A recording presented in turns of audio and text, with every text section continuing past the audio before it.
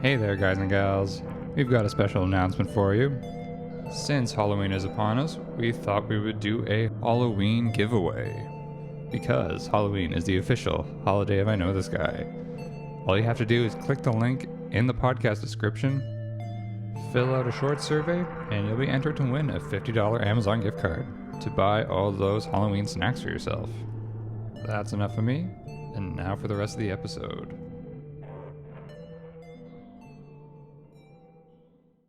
Was just so mind-boggling and such a trip that I was skating this park that I'd seen on websites every single day for the last 10 years, and the guy who films the best skaters in the world was actually filming me.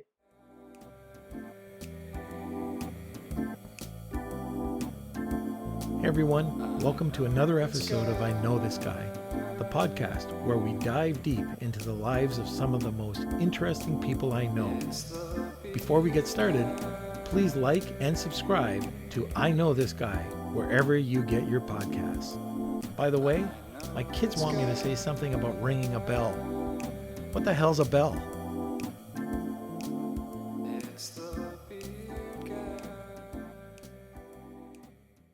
All right, so Dad, who do we have lined up for the podcast today? A couple of weeks back, we were talking with Bob here, and Bob recommended John Davidson.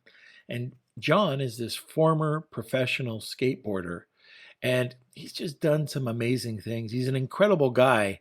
He says he's not an entrepreneur, but I tell you, this guy seems to be 2 steps ahead. Yeah, it's pretty awesome. I mean, he's got such a diverse background. He also gave us a little sneak peek of his upcoming business, DLC, Davidson Learning Center. And we'll be talking about that on the show, and we'll have links for that on the website and in the podcast. So make sure to check it out. Yeah, and he's just a cool guy. So let's get started. All right, let's do it. All right, John, welcome to the show. Thank you for having me. Glad to be here. Hey, it's our pleasure. So when Bob here told us about his most interesting guy and he told us about you, I had to reach out right away and get you onto the podcast.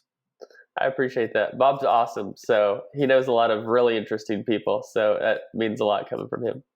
Yeah, he blew me away just hearing what he had to say. Like, for example, just to show you, I'm an old guy, right? I always thought esports was like, okay, let's go and grab something from EA Sports and go and play Madden football. So when he's explaining to me, how big of an opportunity esports is, I'm sitting there going, okay, I haven't even heard anything about this, this whole lifestyle. That's how out of it I am. Well, you're not alone. That's actually that's a pretty common misnomer, I would say, is that people who do not come from the esports world or have a deep background in gaming, they think young people just want to do what old people do, but virtually. I'm not going to take offense. You see these big companies, they're doing Madden tournaments, they're doing NBA 2K tournaments, and I have nothing against those titles, and those are great communities, but those are second or third tier audiences in the esports space. And so people see like Madden and NBA 2K and, even MLB The Show. FIFA is actually a really big one, kind of the exception to the rule, I would say. Mm-hmm. But they see these games and they're like, oh, let's do sports games because my generation likes sports, kids like video games. The answer must be video game sports, right? The truth of the matter is gamers are not just looking to do what old people do, but virtually, we just like to play good games. And so those games may represent traditional sports or they may represent something completely different, like jumping out of a base or a bus that's, flying through the sky and then trying to kill 99 people before they kill you. So, which would be Fortnite. There's all sorts of things like that.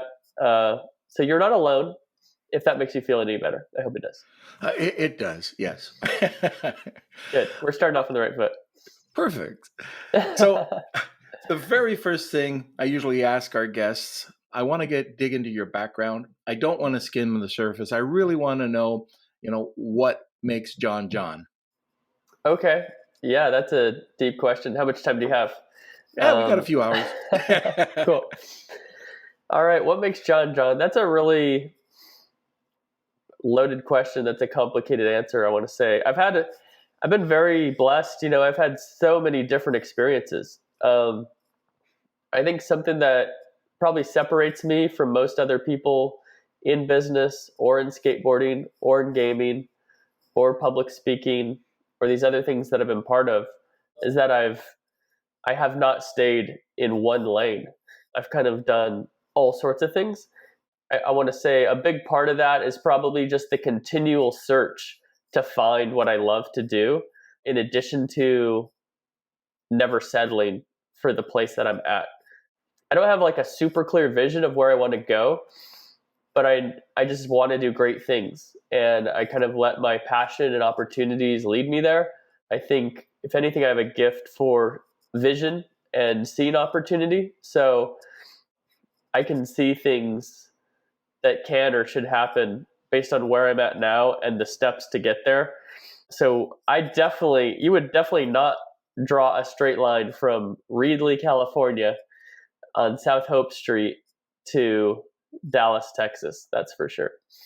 But I think just to, better answer that, and then you can ask any deeper questions to kind of lead the conversation. But what makes me me is, I think first of all, is my faith. My faith is like really important to me. It's really a foundational thing for me, and the lens that I see everything through and my motivations. Also, growing up in a small town, Central California, Reedley, I don't know. I think just where you grew up shapes you. And the people I grew up with, my brother, who we've been best friends our whole life. And then, I was very competitive in traditional sports up until high school. And then skateboarding took off. And I've been tremendously shaped by skateboarding. I think I have a better understanding of youth marketing because of skateboarding. I think I have a strong work ethic because of skateboarding, falling down, getting back up. I always thought I was fortunate to be good at something that was cool, something that was popular at the time, which gave me more opportunities.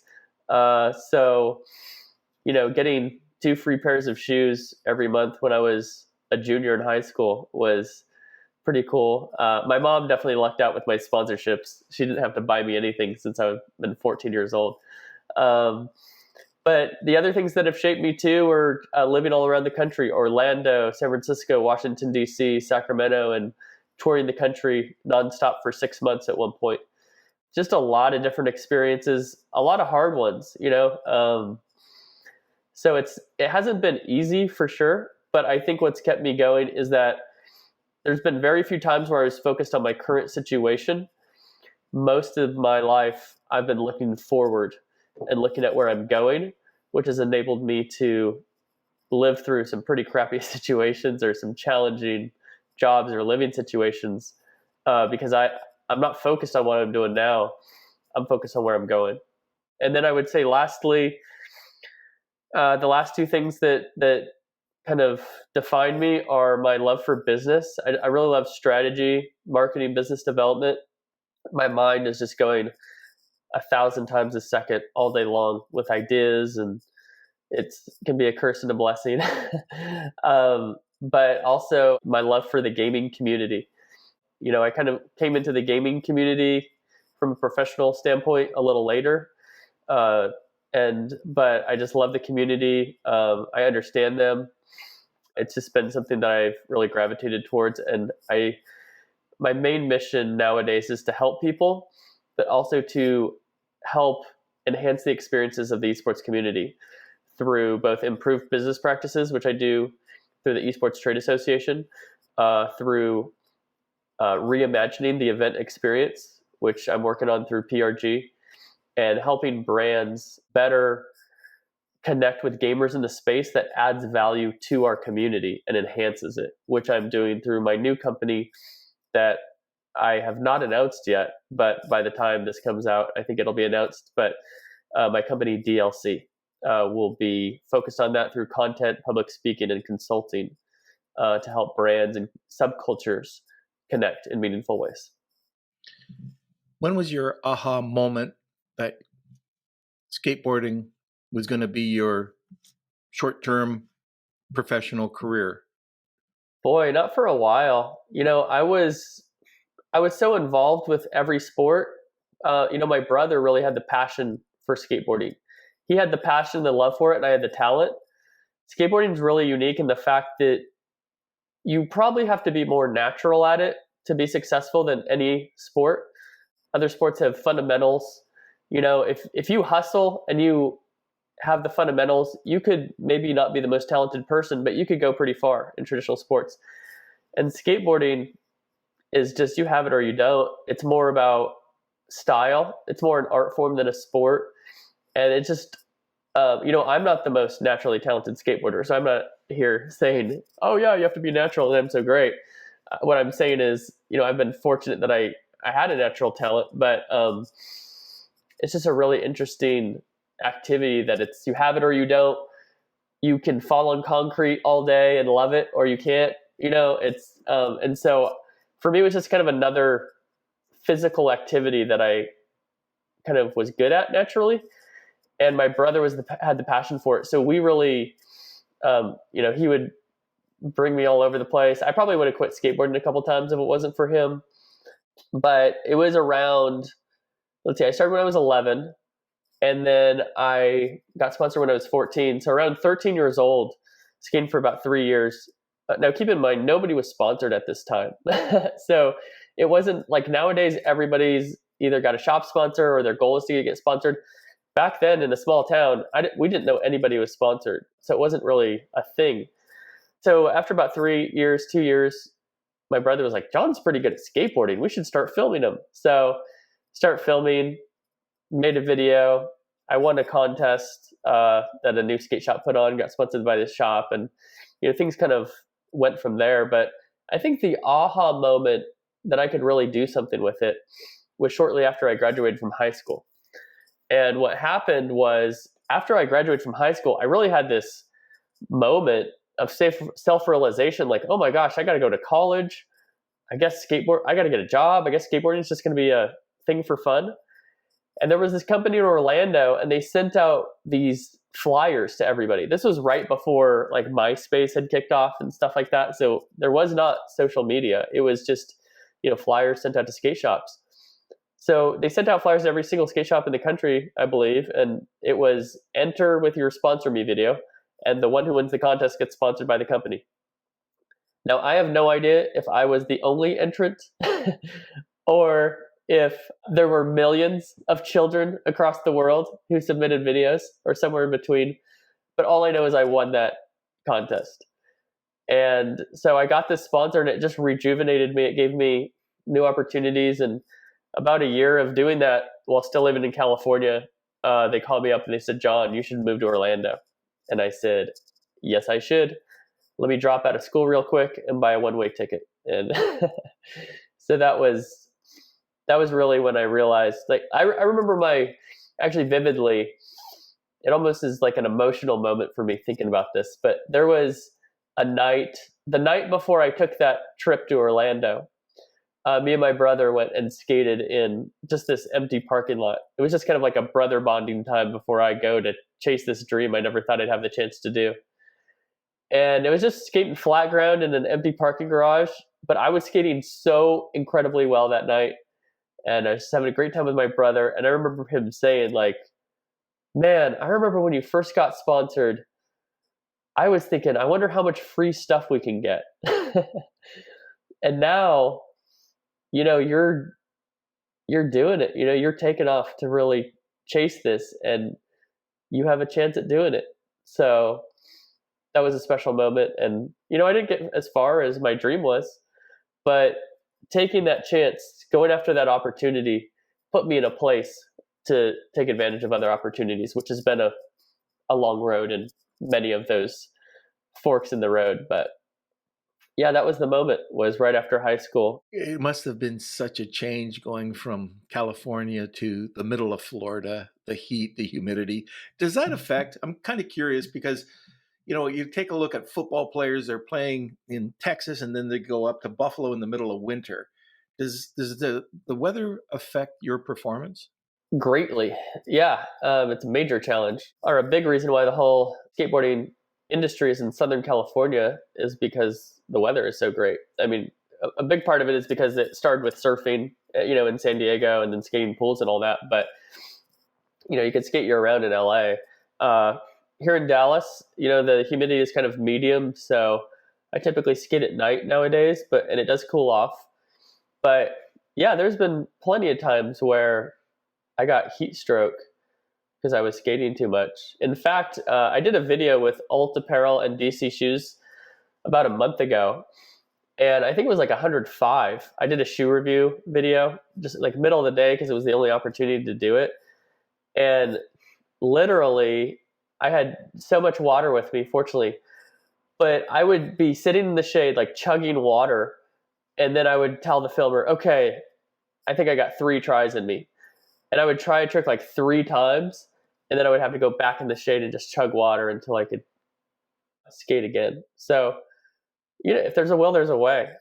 With skateboarders, we fall on concrete for fun. Like if you think about it, skateboarding is not will you get hurt, it's when you'll get hurt. And the way we view that is it's worth it, So it's just a different type of a mindset where for me, that feeling of rolling away from that trick is a higher priority for me than breaking a bone or getting heat stroke or pushing myself to the limit.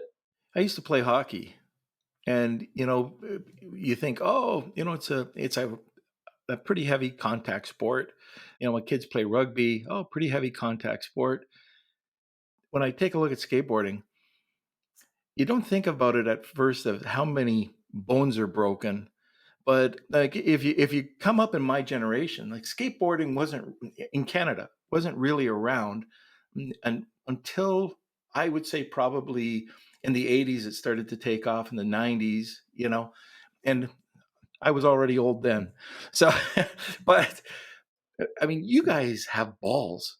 You really do. Like going out there and, like you said, not knowing if it's going to happen, but when it's going to happen.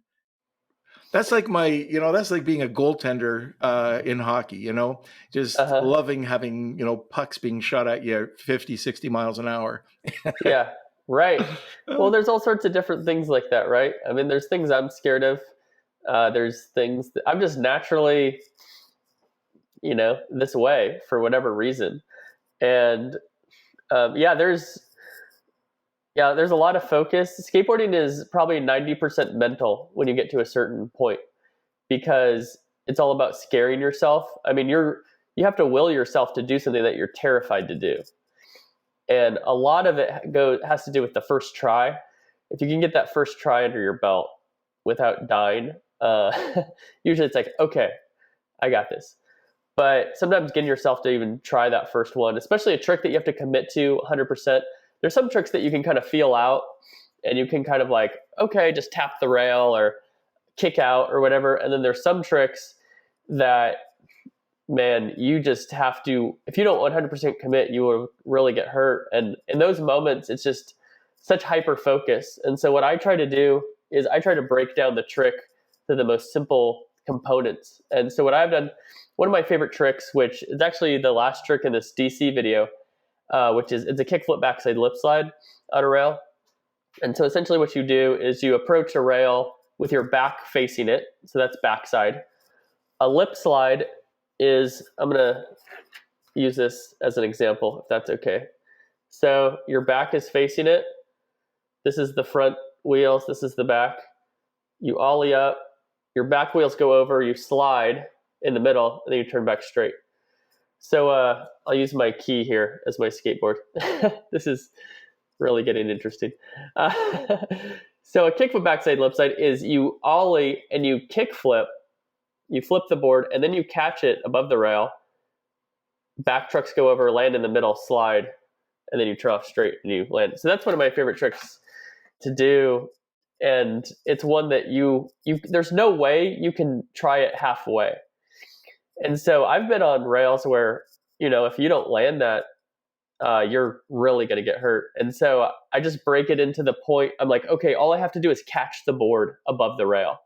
So my entire focus is just catching the board, and then everything else is just autopilot. You just your body just does it. How do you practice for something like that? Like you can't just say, "Oh, I'm going to do this, do the the flip, catch it."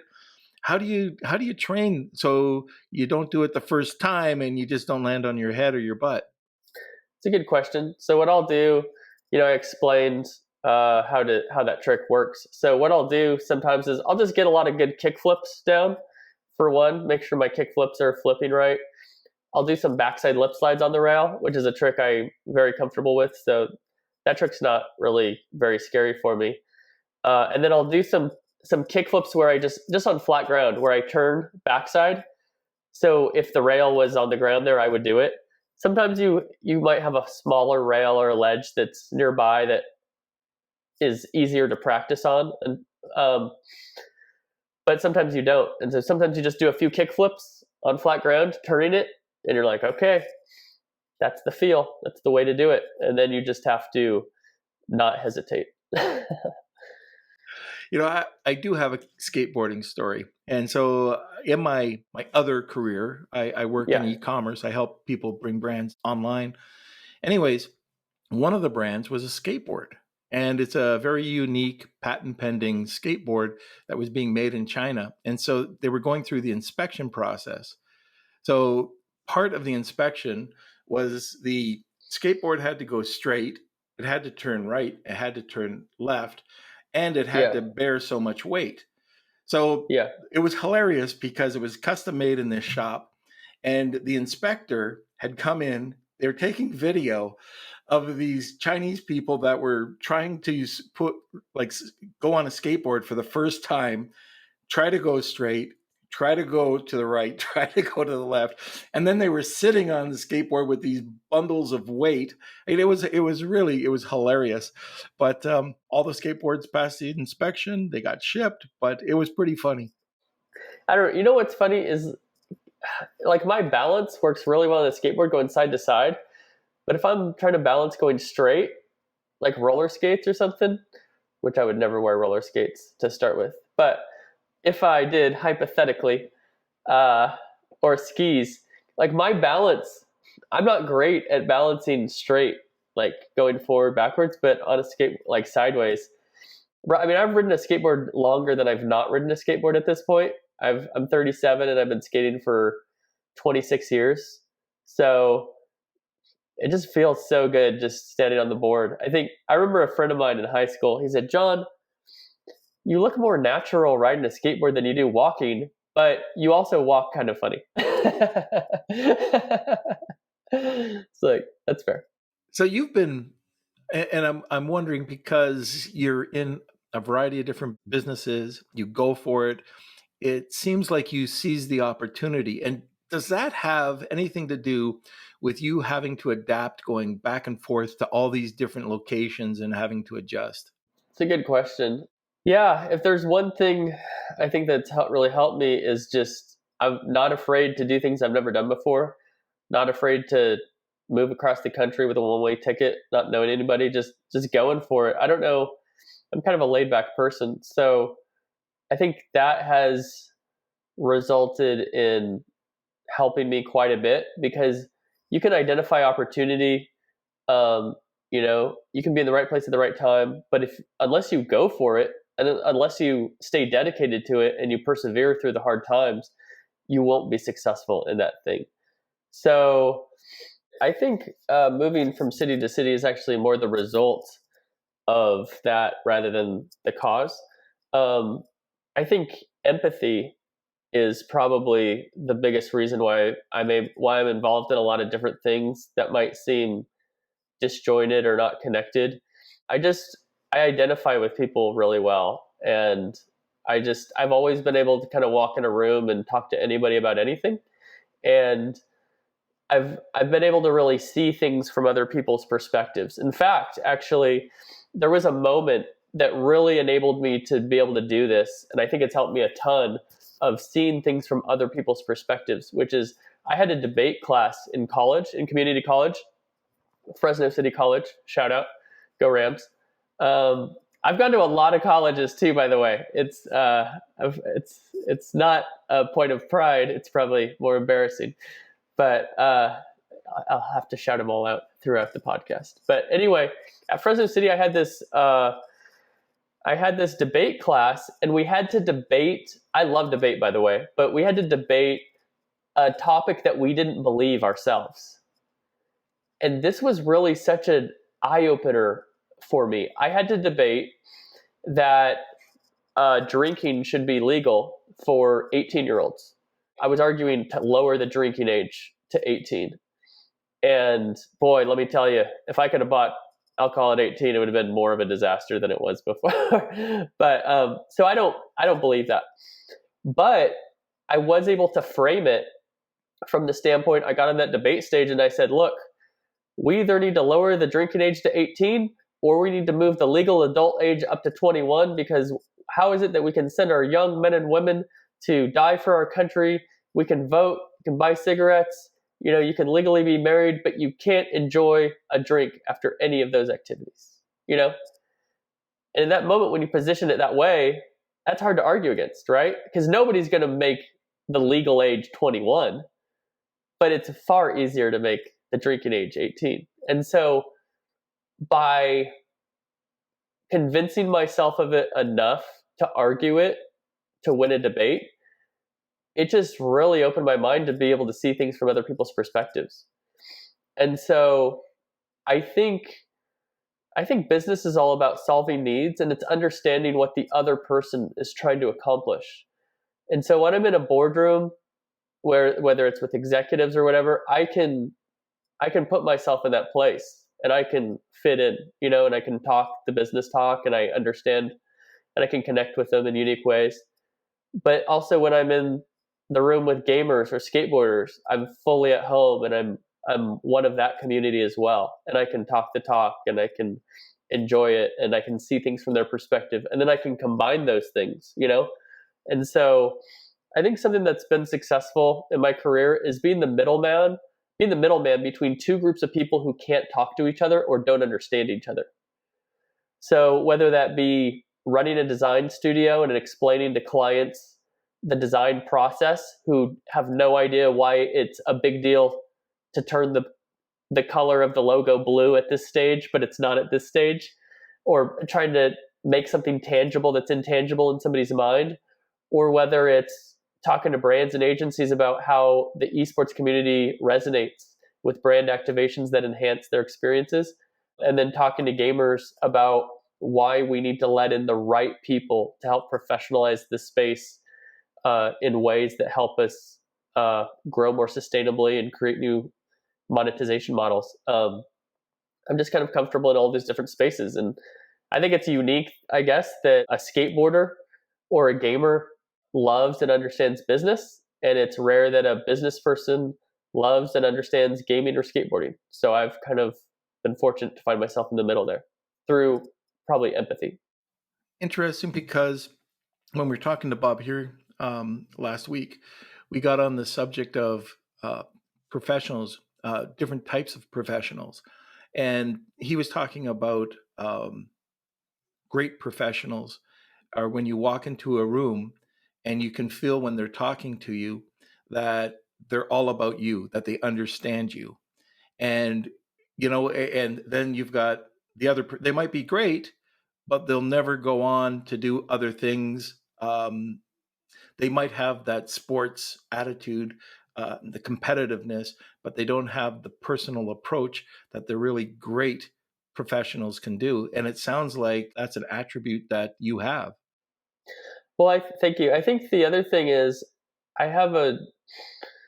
I'm able to identify certain things. I think when I observe things, whether I'm reading a case study or I'm observing somebody's behavior, I'm able to pull out of there certain insights. So, one of the things I've done for a long time is watching interviews, being around successful people, watching people interact with others. I remember being at a skateboard contest with Rob Dyrdek, and he's a really famous guy in the MTV and the skateboarding space. And I remember seeing him meet kids one-on-one.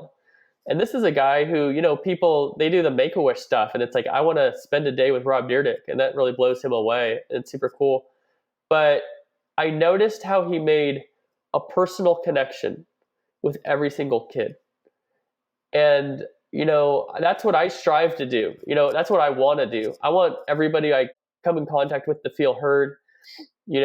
Society places different values on different skills or different positions or different experiences.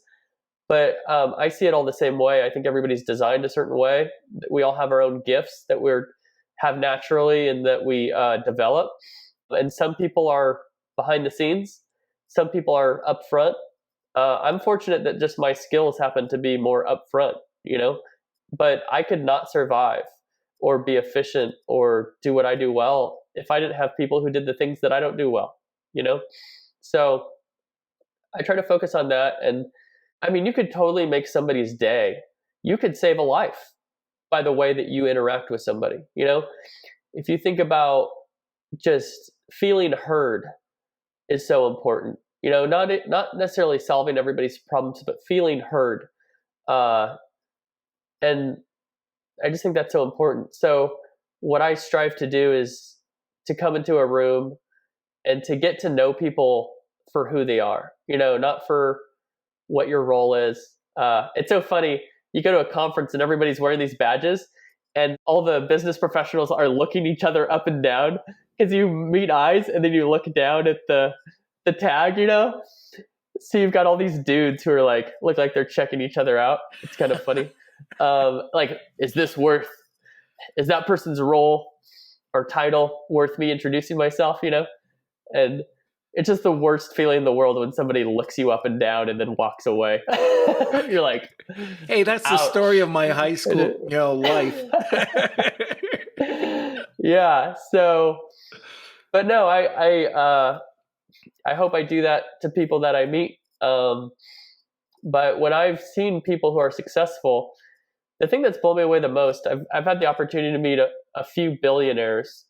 And what I've noticed is a level of humility and a lot of listening, and admittedly, I'm a talker. I'm working on talking less and listening more, but that's really surprised me. Like when I've seen super successful people, you have kind of semi who are maybe talking a mile a minute. But I think that the uber successful people, they listen more than they talk. They ask more questions than they have answers for. We've had a few billionaires on the podcast, and they haven't been published yet, but they'll be coming out shortly. And what you just said sums up everyone that I met. Now, I'm sure, it goes from one, it does a whole 180, but 2 or 3 that we've had on were exactly like that. They were very humble. They didn't talk about themselves. They talked about their team. Nothing went on to them. It was always, either it was we. That's what I've noticed. There was never an I. It was always we. They always went back to their team, and each one of them have been extremely humble. That's yeah. I think I've been learning a lot about leadership recently with the Esports Trade Association, being the president and then now the chairman, has really, it's thrust me into a position to lead. I think I've always kind of found myself in places of leadership, just kind of naturally. So I think that's kind of my natural lane. But the more you learn about leadership, a book I'm reading right now, Developing the Leader Within You 2.0 by John Maxwell. Highly recommend it. And true leadership is self-sacrificing. It's servanthood, And I know we've all seen that picture of the leader who's whipping the people and then the leader who's pulling with the people or whatever. I think that's pretty accurate, but leadership there's these tiers of leadership that John Maxwell talks about. And there's, it's getting results is a certain level. And then it's investing in others, where you get to a point where in your leadership, you're making other leaders, which I'm really interested in helping to do. And then ultimately it's a level 5 leader. It's Jack Welch, and some of these super unique guys where you're just top of the top. And, who knows if that's in my future or not, but it's been so interesting to learn about leadership, and a lot of people want what they think comes from leadership, but what really comes from leadership is headaches. It falls on you. You're the one to approve it. You're the buck stops here, sort of a thing. But yeah, leadership is, when you understand true leadership, it's really humbling because it requires a lot. And if you're going to do it well, you have to put everybody else before yourself. It is an art form, isn't it? It sure is. And it's something that can be developed. It's a skill. I think the greatest leaders have that talent to a point, but you have to work to develop that. So I'm very fortunate. I've had people who are helping me develop this. And, it's just like a coach in sports, right? Like somebody's watching you play. You might have great talent as a basketball player, but somebody's watching you and telling you, keep your elbow in, keep the follow through, jump off your left foot when you're laying it up on the right-hand side, sort of a thing. Use these fundamentals. And so to learn those things from a leadership and a business standpoint has really been very valuable for me. Have you ever worked with a mentor? Yeah, I am right now. To be honest, I was always very skeptical of coaching.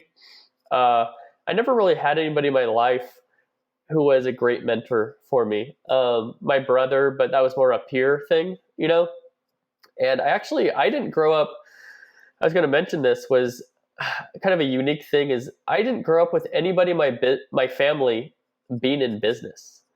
Everybody in my family were teachers.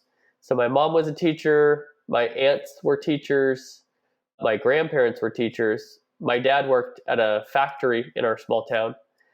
And so, when we didn't have a lot of business in my town, it wasn't until I moved to Washington, D.C. at age 24, I think it was, 23 or 23, that I had my eyes open to that. But I was pretty skeptical of, coaches and all this stuff, because I think sometimes you have people who can't do it themselves. They try to go into teaching, which, that's not a criticism of everybody, but that's true for some. But I connected with somebody who's really amazing, and it has just been incredibly beneficial. So she knows who she is. So one other thing that I've always heard from every single person that's been on here is resilience. Oh, absolutely. You got to have resilience to be successful. You do. In fact, I always use this quote. One of my favorite quotes, I'm not sure who it's attributed to, but is luck is when preparation meets opportunity. And I always say success is when luck meets perseverance.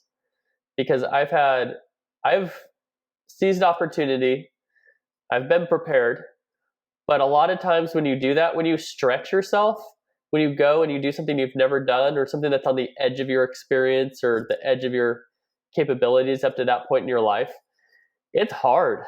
I can tell you, I've had many lonely days and nights when I moved across the country to a city that I didn't know anybody in. I've had moments in cubicles where I physically felt paralyzed and just overcome with stress because I had no idea what the next steps were for me to do my job that I had just talked myself into getting this position.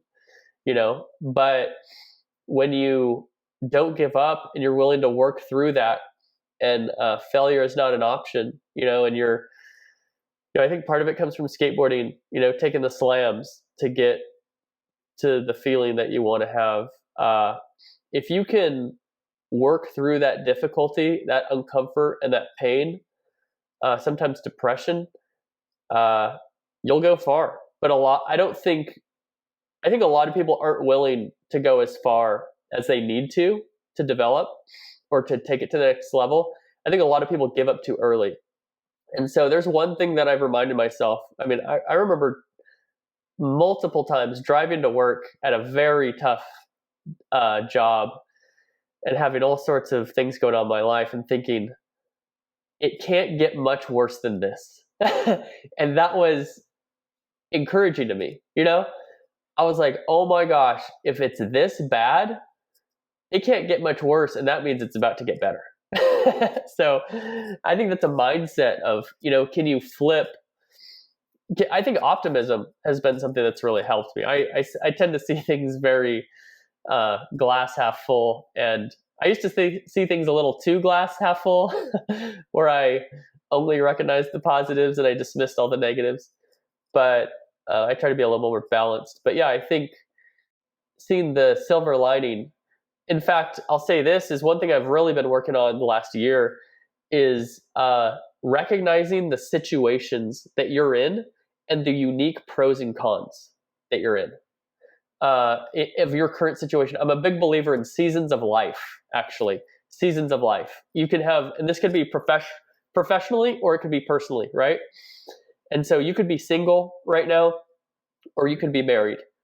And everybody who's watching this who's been single or married knows there's different pros and cons to be single or married, right?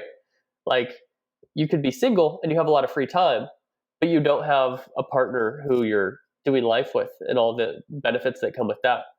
You could be married and you have that partner and the things, but you have responsibilities. You don't have the freedom, you don't have the time.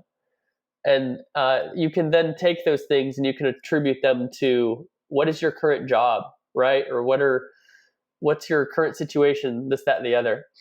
So I'm a big believer in taking a realistic look at your current situation, realizing that it's temporary, not permanent, and understanding what are the unique positives about this. And so you recognize those and then you find ways to maximize those.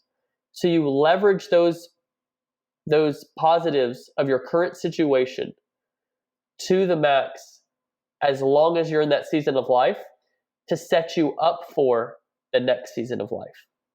Does that make any sense? It does, and I've never thought of it that way. Yeah, so I'll give you an example, not to get too personal here, but I'm single. And my job with PRG requires me to travel a ton. And so, not a ton, but more than other jobs, you could say. But my point, what I looked at in that situation, I had a lot of friends who were like, John, are you going to become a workaholic? You're always traveling. Are you concerned? Blah, blah, blah. And I said, man, this is a unique opportunity in my life where it's okay for me to travel, right? I do love traveling, by the way, but there's some things that are kind of bummers, but a good thing, there's nobody at home right now who's missing me. Does that make sense? And that can be kind of a bummer, but at the same time, rather than being frustrated or stressed or, depressed about that, why don't I leverage this moment where let me do as much as I can, let me travel as much as I can, let me accomplish as much as I can now when I don't have somebody asking me when I'm coming home, so that I can be in a place to where I can work on my own terms and I can travel less when I am in a situation where I have other responsibilities at home. Does that make sense? It does, yeah. And so I think that's true of anything. I think that's true of coronavirus. I would just like to encourage everybody on here, your situation, whether you're still working, whether you're furloughed, whether you're working at home, whether you have to go to office, whatever, there are benefits of that are unique, that when coronavirus is over are going to be different. You're going to have different pros and different cons. So how can you look at your current situation regarding what you're doing and say, how can I set myself up better so my next season of life is better in XYZ ways than it is currently? And just to extend that a little too, for some reason the thought came to me, like you can also kind of take that approach with the activities in your day where like, yes, you could spend an hour scrolling through Facebook or something like that. And sure, you might connect with a few more friends or see something that you missed, but you could also take that time to read a book or practice an instrument or learn a language or something. And those will have their own pros as well. And you can also maybe check in with yourself, like, how do you feel after doing those activities and what will propel you forward more? I'm not sure if you do that with your schedule or, yeah. Yeah, I'm a work in progress, big time. So, I try to figure out what works best for me. But, you mentioned those things, and I think there's enough there's enough time, maybe not in the day, but in the week, you could say, to do all of those things. I don't think that practicing or reading or learning a new language have to mean you don't connect with people. But what I've tried to realize is I'm the type of person, well, I hate getting up early in the morning, but I work best in the morning because I need urgency. Even back when I was in college, I would rather than having all night to write a paper where I really didn't have like a deadline, I'd rather go to bed early and wake up at 5 a.m. and have to have it done by 9, to turn it in. So that's how I work. So I've identified, okay, John, I'm not the type of person who can work all the time. I definitely need a break, right? So, but if I can get up early in the morning and just get into the zone with my coffee, maybe make an omelet, a little avocado in there, cheese. So if I can do that, then I will accomplish enough. And then I have my meetings throughout the day, right? And then it's up to me to take good notes and to stay organized, to understand what needs to accomplish, how to prioritize. But then later at night, when I want to sit on my phone and watch YouTube skateboarding videos or watch the basketball game or be on LinkedIn or Twitter or whatever, or just text my friends, I can do that without sacrificing what I wanted to accomplish that day or that week. Does that make sense? Yeah, definitely.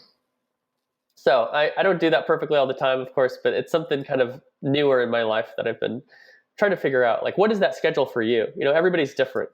So for somebody, it might be like, no, you have dinner with the family or whatever, you put the kids to bed, and then like you crank, like until like midnight or whatever. But for me, I'm not most productive that way. I'm most productive if I hit it hard in the morning and then let the day go from there.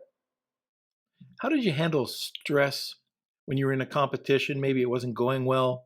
Maybe you were sick. Maybe you were depressed, like you said.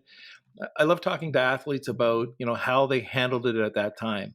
If you were stressed out, how would you bring your stress level down to compete at your optimal? Yeah, I've competed in a number of things. I used to win these free throw tournaments when I was in elementary school. I've got these large metal trophies. One of them broke my foot one time when I was sleepwalking. That's another story for you. But have you ever heard of the game I Never, where you got to say, I've never done this, I've never done that. And I always lose at that game because somebody could say, I've never broken my foot sleepwalking. I'm like, dang. Got to put a finger down for that one. Anyway, so I don't know. Well, one thing is I'm the type of person, it's a curse and a blessing. I play up to my competition and I play up to the moment. So I'm really at my best in those moments. That's when I thrive. But I need those moments to bring me up to my full potential, if that makes sense. So the downside to that attribute is when things are chill or things aren't challenging, I actually perform poorly. And then when things are more challenging, but it's the moment, or I'm on the stage, or I'm in front of the crowd, I just hit another gear.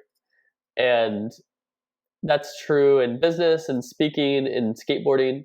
Like when the camera comes out, when I'm skateboarding, it might sound funny to non-skateboarders, but if I'm just skating around, doing whatever, but the camera comes out or some people roll up to the skate park or something, and there's a crowd, it's just like a switch flips in my head and it's on.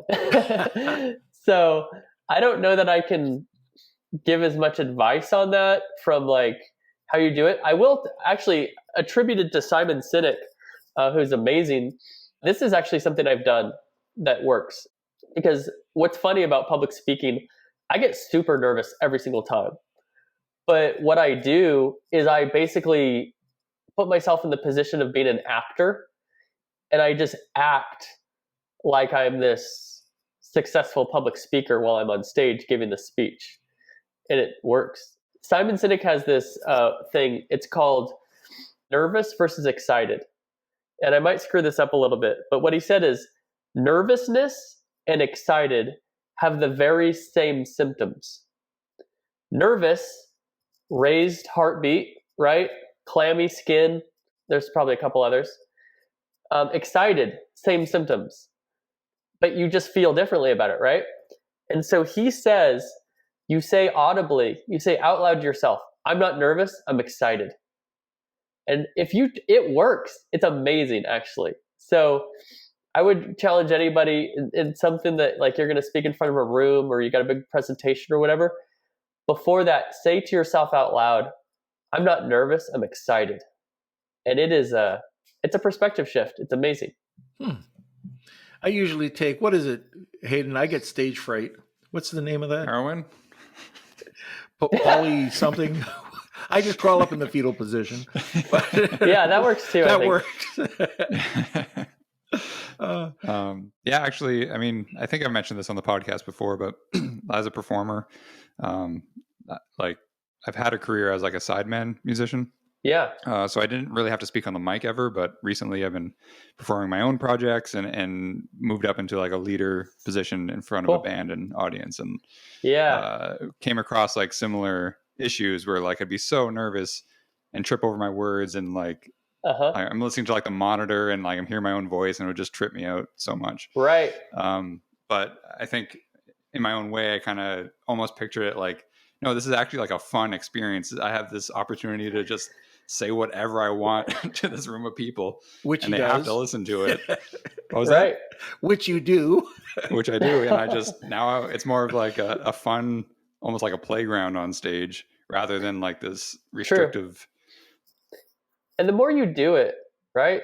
Like, I think one thing that's crazy, my voice sounds so weird to me when I hear it like on a microphone or a podcast. Oh, yeah. Because, but yeah, so the more you do it, like when you're used to hearing your voice on a microphone, it doesn't trip you out anymore. When you're used to standing in front of a stage, you don't go blank or you don't go autopilot, So I think there's comfort in putting yourself in those situations. There's also something to like, I think it's like a sensory overload type of way of looking at things, is when you put yourself in more challenging situations or more severe situations, and then you pull that back, right? Then you're super comfortable. Mm-hmm. So if you put yourself in a lot of crazy situations where it's like, I'm going to go play, I can only imagine, I'm not a musician, but I can say, if I was, something that sounds like crazy to me was go play my guitar on the street corner, right? Like that would be really putting yourself out there. So if you do that a number of times, and then you go to the stage where it's not as weird, because you actually should be there, it pulls it back. And so you've desensitized yourself, like to a way, like at this like real high level. So when you come back, you're like, oh, this is easy. Yeah, in skateboarding, when you skate really big stuff, like really big rails or stairs or something, then you skate smaller stuff and it's like super easy if you always skate big stuff. So it's a similar thing. You just acclimate to an extreme experience, and then less extreme experiences are just far more comfortable. Hey there, guys and gals. That concludes part 1 of our 3-part interview with John Davidson. Make sure to tune in next time to hear John walk us through more of his life story, and he peppers the whole thing with so many actionable tips. You definitely don't want to miss it. Also, time's running out to check out our Halloween giveaway. Check out the link in the description, and it'll take you through the rest of the steps. As always, make sure to subscribe to the podcast wherever you listen to your podcasts. It really helps you stay in the know and helps us grow the show. That's it from me, and I'll see you next time.